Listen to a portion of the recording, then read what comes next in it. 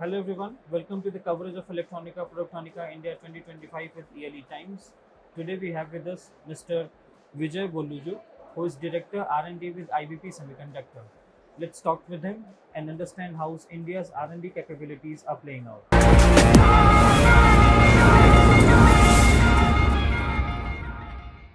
Hello sir, welcome to ELE Times. At the very outset, I would like you to please underline as to what importance does Electronica Productronica sort of an event plays into the R&D ecosystem in India. Thank you. This kind of exhibition basically brings vendors and designers, suppliers together. As for IVP, now we are looking for a lot of ecosystem for materials and processes. So I was able to find a lot of suppliers here, as well as customers can see your products. So it's like a marketplace, right? So it works both ways. We find it very useful for us to participate. Wait, uh, when we talk about the R&D, let's say ecosystem, when we talk about the generally the design ecosystem in India when it comes to semiconductor or electronics, right? Basically, I guess a majority of the design engine is designed in India, whether it is for big brands in other countries or for in India itself, right? Not big brands in India, but companies in India. The design comes from India itself, right? Yes. In the middle of all this particular landscape in design and R&D specifically, right? How's IVP Semiconductor doing? A, B, what is the USP that is in this design perspective that IVP is holding currently? Yeah, if you look at current state of design in India, especially for systems, we have done wonders in VLSI and other very advanced designs. But when it comes to high power systems like EV motor controllers or four-wheeler motor controllers or systems, I think we lack the uh, acumen for coming out with global scale designs. Okay. That's what IVP is trying to bring. Hmm. What we are trying to do is to make a vertically integrated system, right from power MOSFETs and IGBT silicon carbide designs to system designs. So we want to play in that entire ecosystem. That is basically what we are trying to do. For example, to build systems, we need a lot of materials, processes. Right. That ecosystem is still yet to develop. Hmm. So we're working with a lot of MSMEs and research organizations and academic institutions to create that ecosystem, right? Second point is we have a lot of designers we can design, but coming to a discipline, global scale uh, PLM, right, product lifecycle management, that still needs a lot of refinement. So the IVP is now focusing on bringing those processes so we can meet global standards in terms of design, quality, and reliability, right? So that's basically what we are focusing right now.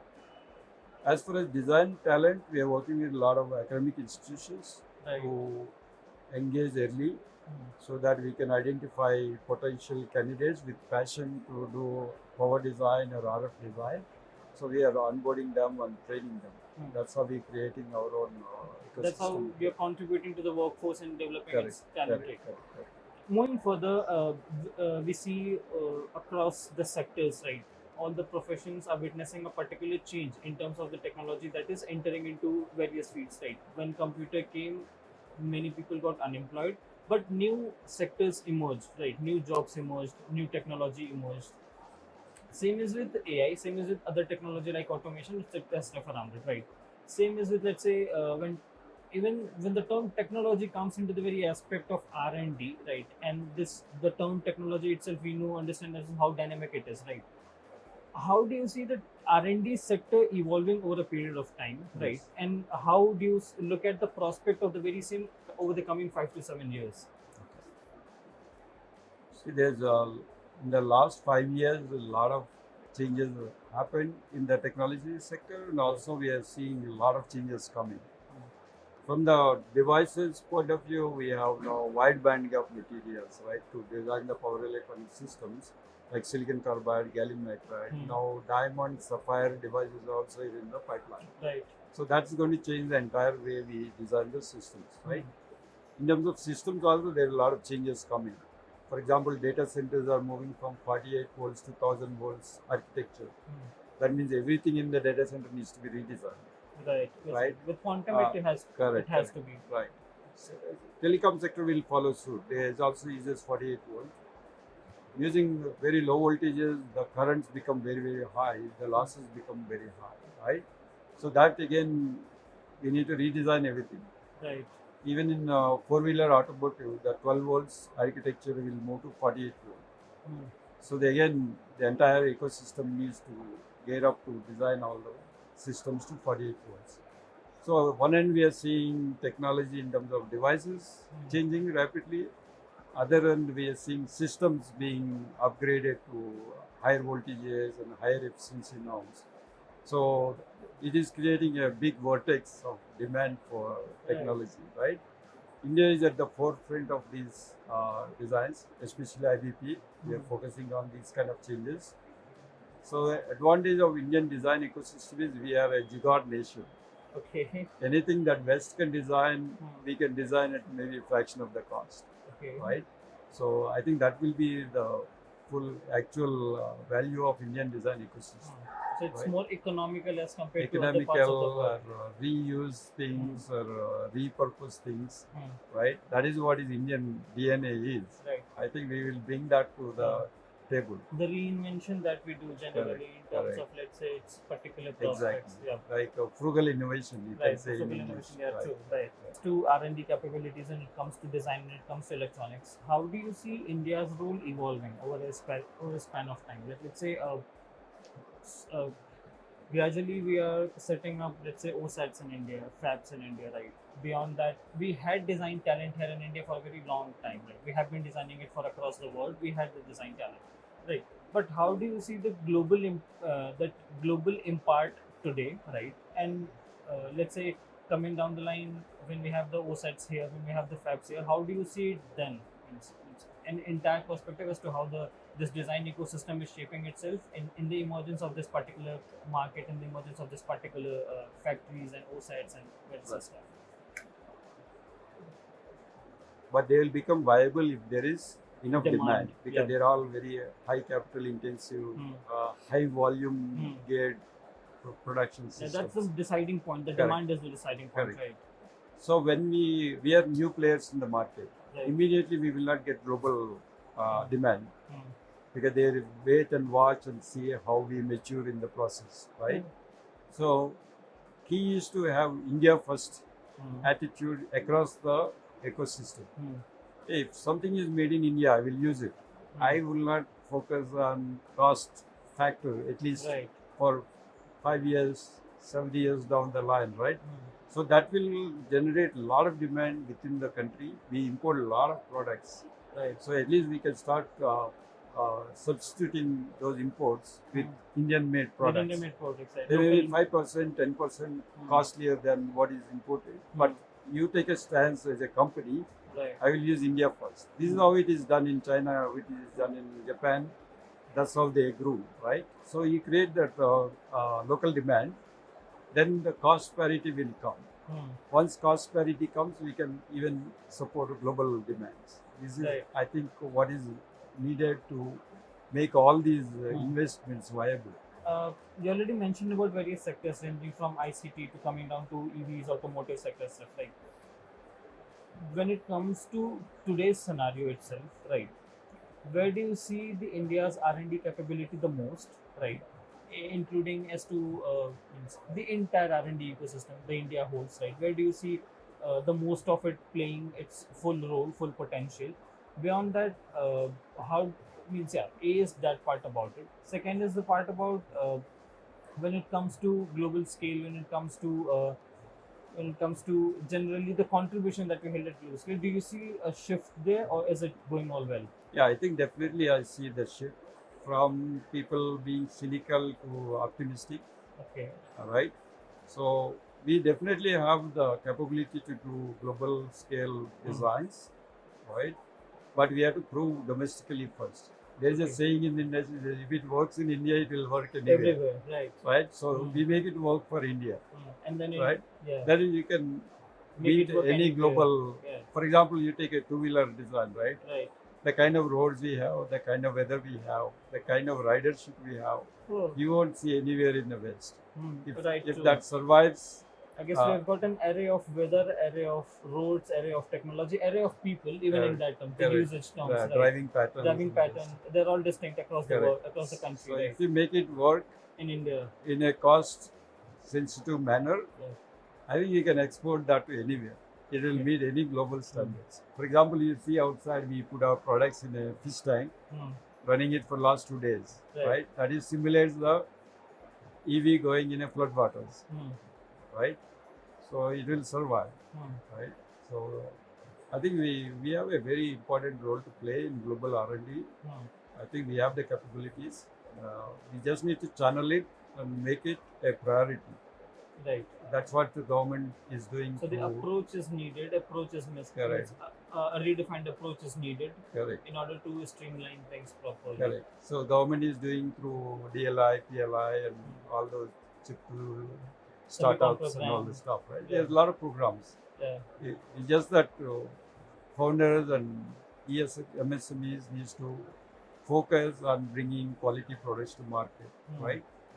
So that's where the India first notion also comes, because we don't have that scale that China and other Western countries have in the beginning. Right. True. So unit cost may not be as competitive as what we import, but once we start creating local demand, we will reach that cost parity. Also, India has a history of surprising people. Like you look at mobile data, UPI, 5G, two-wheelers, right? 5G, mobile phones. Right. Whatever industry India focuses, it always breaks the we records. come up with the innovation, we come up with the breakthrough. Right. So we'll become number 1, 2, 3 in the world, right? So I think if we can do the same with semiconductors as well. Yes. As you're already talking about as to how the design landscape is evolving. Let's say you mentioned it in terms of the material, right? We're moving from silicon and gallium to diamonds and stuff in terms of the material, right? In terms of talent, in terms of engineers, basically, in terms of the workforce, to be very precise, since we have got ample technologies involved today, not only AI but also softwares, also hardware, and the things are changing regularly, right? There's no limit to, means it's technology has become very synonymous with the term dynamic, right? Because it is changing itself every day, and one day you will encounter something new every single day, right? Right. How do you see the role of an engineer changing in the middle of all this, right? A. B is the part about how do you expect them to prepare themselves? Let's say, who would be an ideal engineer in your vision? Right now, what we are doing at iVP also trying to catch up that technology shifts, right? So as I work through projects with my team, what conclusion I came to is don't be a specialist. Okay. For example, we design very high power electronics for two-wheelers, four-wheelers, data centers, and all these other applications. So as the technology shifts, like silicon carbide and gallium nitride are very, very more faster devices than silicon, what we understand is now the advanced packaging is much more critical to exploit those devices. Right. So if you're just an electrical engineer, how to select the device, you may not be able to come out with a perfect functioning optimized system unless you know the thermal management, mechanical engineering. So what I'm noticing is you need to be a generalist. You need to know electronics. Maybe you specialize in electronics, but you should understand how the thermal management is done, how the packaging is done. Then how is the embedded hardware look like, and how is the software architecture look like. Right. We don't need to be specialists in all those subjects, but you can specialize in one but have a good knowledge of other systems, other aspects of the design. Be a generalist, right? So you can visualize your product from beginning to end, how it looks like. Not just do the schematic and throw it to the mechanical guy, and mechanical guy designs without knowing what the electrical aspects of the design is. Right. So I think if the kids are coming out of college, right, I would encourage them to at least be aware of other disciplines. If you are a mechanical engineer, you learn some about electronics, how the power is dissipated, what you need to manage to keep them cool, right? And how the hardware, software will affect the losses. That's a general idea, right? Then you'll be a good mechanical guy. Same goes with all the other disciplines. Don't be so super specialist that you don't know what is happening in the What's other happening with the other disciplines. disciplines? Then you will not get good design because it's a amalgamation of all these aspects will make the system design. Right. So I would recommend everyone to know all the associated collateral subjects to some extent, so you can get the most optimized design. Right? Great. Any last message that you have to share with the engineers here, or let's say the general audience in the electronics and semiconductor industry? What are the collateral aspects of the design? Right. Just don't focus on it. Let's say you're a firmware engineer. Don't just do coding. You understand what is the system trying to do. Is it a motor controller? Is it a DC-DC converter or a solar inverter? Understand what the system requirements are. Then you can come up with the best architecture for it. Same goes with the power electronics engineer, right? If you don't understand the thermal basics, you will not be able to be able to do the best design. Right. You say, tell the mechanical guy use 10 MOSFETs, 15 MOSFETs. Right. You won't be able to reach at the final conclusion, right? Exactly. You don't meet the metrics, right? Size, weight, cost. Right. Unless you understand how the thermal management is done, Right, then true. you look at different alternative materials to reduce the Even you can silicon. look at the materials differently, like as to what you can use and what you can't. Exactly. If you do that, when the industry changes to different device types, you still understand how to use them. Right. Otherwise, it's very difficult for you to design a meaningful system. So I would recommend whoever is coming out of colleges or starting out their careers to understand the collateral subjects, at least to Right. some extent. Thank you very much, sir, for joining us for the interview. Hope you had a great time there. Yeah, sure, I did. Yeah. Thank you. Thank you. Thank you very much for coming to ELE Times. We are looking forward to serve you more. Do like, comment, and subscribe. Reach out to us on our web, read our magazine, and join us for this revolution. Thank you very much.